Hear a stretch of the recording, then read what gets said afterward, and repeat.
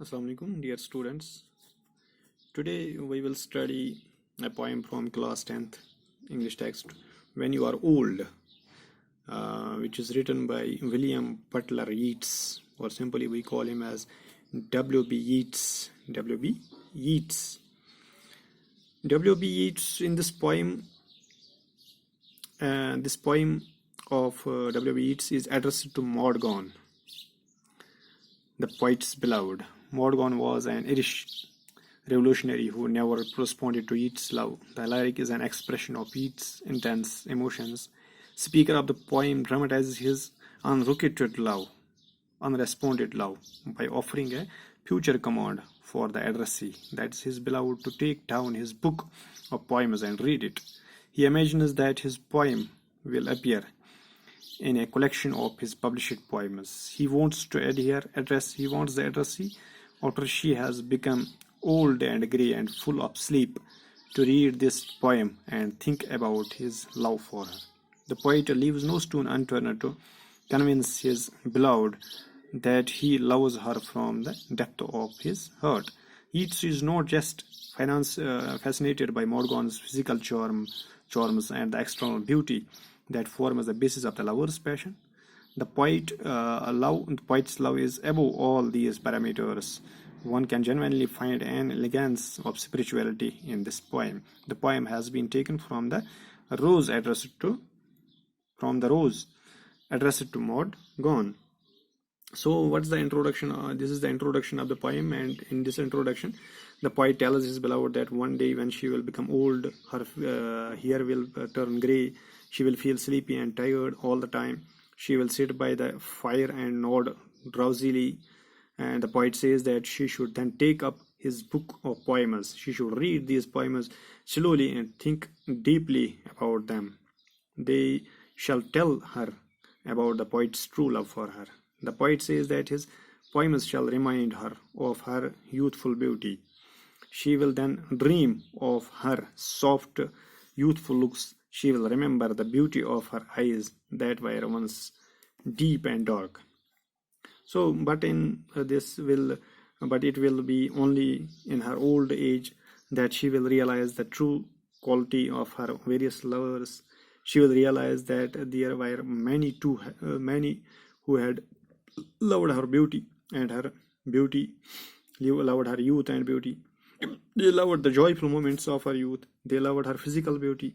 This love of theirs could be true or false, but there was only one among them who loved the soul in her. In other words, he loved the beauty of her spirit and not of her body. He loved not only the moments of her glad grace, but also the sorrow of her changing face.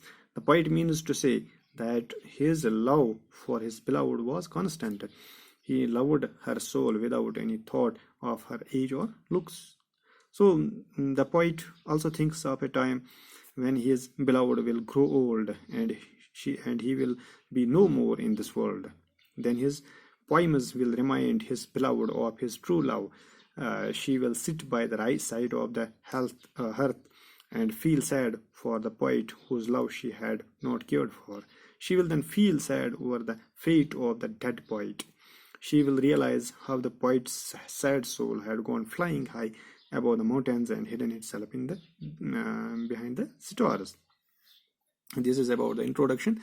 When you are old and grey and full of sleep and nodding by the fire, take down this book and slowly read and dream of the soft look your eyes had once and of their shadows deep and their shadows. So in these lines, the poet tells his beloved that one day she will become old, her hair will turn grey, she will feel sleepy and tired all the time, she will sit by the fire and nod drowsily. The poet says that she should take up his book of poems. She should read those poems slowly and think deeply about them. They shall tell her about the poet's true love for her.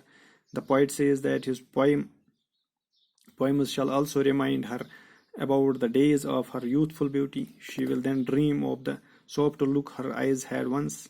She will remember how deep and dark her eyes used to be but all that will be a thing of the past when she grows old.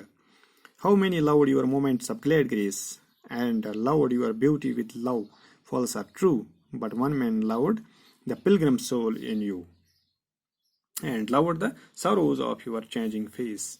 So in these lines, the poet tells his beloved that in her old age she will realize the true quality of her various lovers. She will realize that there had been many other lovers who loved her youth and beauty. They loved her moments of glad grace. They loved her physical beauty. Their love for her could be true or false, but there was only one among them who loved the pilgrim soul in her.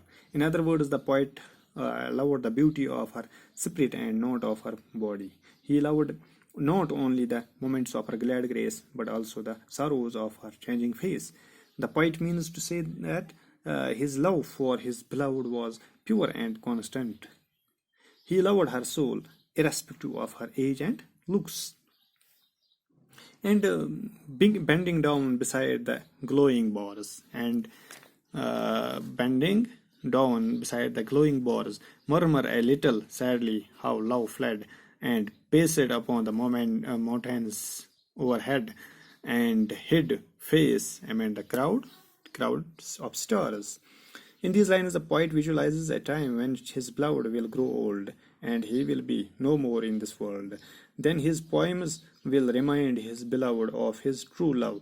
She will sit by the side of the hearth and feel sad for the poet whose love she had not cared for. She will feel sad over the fate of the dead poet. The poet says that his soul will fly high above the mountains and hide itself behind the stars.